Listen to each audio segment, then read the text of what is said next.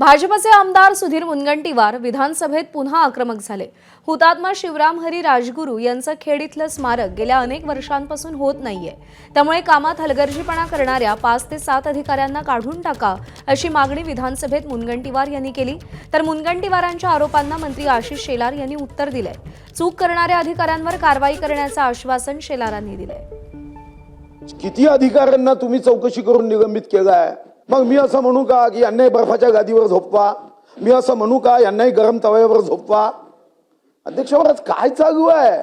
माझी आपल्याला हात जोडून विनंती आहे, तुम्ही अतिशय संवेदनशील आहात, पण आपल्या हुतात्म्याच्या संदर्भामध्ये त्यांच्या स्मारकाबद्दल गंभीरता हे काही सरकारी कर्मचारी अधिकाऱ्यांच्या बाबतीत नसावी।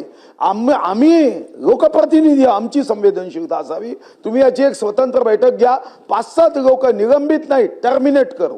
या सभागृहातील एका ज्येष्ठ सदस्याने या पद्धतीने मंत्री असताना सुद्धा आणि आता सुद्धा मला एवढंच म्हणायचं आहे की आपण जरूर बैठक बोलवा। सुधीर भाऊंनी ज्या पद्धतीने सांगितलं, संबंधित सर्व अधिकाऱ्यांची बैठक बोलवा, त्यात मी सुद्धा येईन, सुधीर भाऊ आपण सुद्धा या।